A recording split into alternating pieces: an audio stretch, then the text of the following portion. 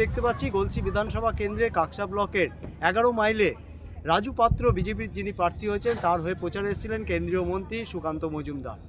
আমরা দেখতে পেয়েছি তিনি এখানে হেলিকপ্টারে নামেন এবং এখান থেকে গাড়ি করে 11 মাইল থেকে অযোধ্যা গ্রাম পর্যন্ত তিনি মানুষের সাথে যোগাযোগ করেন এবং রাজু পাত্রের হয়ে ভোট চান। রবিবার গলসি বিধানসভা কেন্দ্রের বিজেপি প্রার্থী রাজু পাত্রের হয়ে প্রচারে আসেন কেন্দ্রীয় মন্ত্রী সুকান্ত মজুমদার। তীব্র দাবদাহের মধ্যে অপেক্ষায় দাঁড়িয়েছিলেন গলসি বিধানসভা কেন্দ্রের কাকসা ব্লকের 11 মাইলের মানুষ। কখন হেলিকপ্টার করে নামবে কেন্দ্রীয় মন্ত্রী সুকান্ত মজুমদার। ওই এলাকার বেশিরভাগ মতুয়া সম্প্রদায়ের মানুষেরা তাদের ধর্মীয় ডঙ্কা কাশি বাজিয়ে অপেক্ষায়। অবশেষে বিকেল 3টের পর ধুলো উড়িয়ে হেলিকপ্টার নামে 11 মাইলের শ্যামবাজার খেলার মাঠে।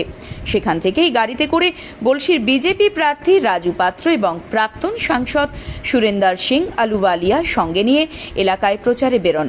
রাস্তার বেশ কিছু জায়গার মানুষ অপেক্ষায় দাঁড়িয়েছিলেন বিজেপির প্রার্থী এবং কেন্দ্রীয় মন্ত্রীকে দেখার জন্য।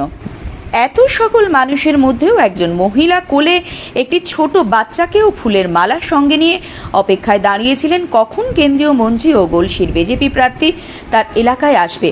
আসা মাত্রই ওই মহিলা গাড়িতে উঠে কেন্দ্রীয় মন্ত্রীর হাতে মালা দিয়ে আগাম শুভেচ্ছা জানান।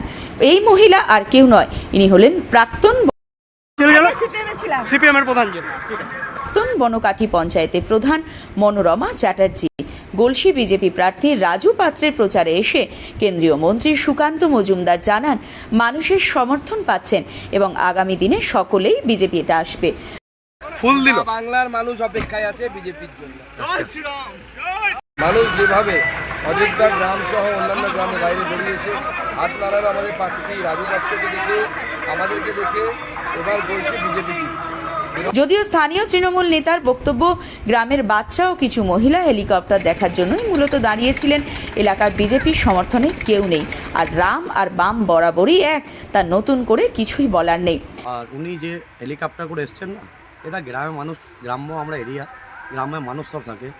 আর ওই হেলিকপ্টার দেখতে গেলে কয়েকটা বাচ্চা ছেলে ছিল, আর সঙ্গে তো দেখলাম আমরা তো মানুষ তো দেখেছি বনকাটি অঞ্চলে যারা তৃণমূল করে। হেলিকপ্টারে ঝড়ের মতো 4 তারিখে ঝড়ে মূলত কে দাঁড়িয়ে থাকে সেটাই এখন দেখার বিষয়। পানাগড় থেকে নিজস্ব প্রতিবেদন, সারা বাংলা দর্পণ। এইদিকে রুটির এদিক আর ওদিক দুটোই সমান। আর এলাকায় বুঝতে পারছেন জলহস্তি এসছে, জলহস্তি দেখতে তো মানুষরা যাবেই। ওই তাই গেছিল, কিছু মানুষ যারা দেখেনি তারা গেছিল। সময়ের অপেক্ষা।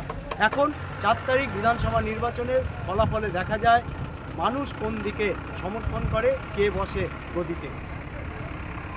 পানাগড় থেকে সুভাষ দাস, সারা বাংলা দর্পণ।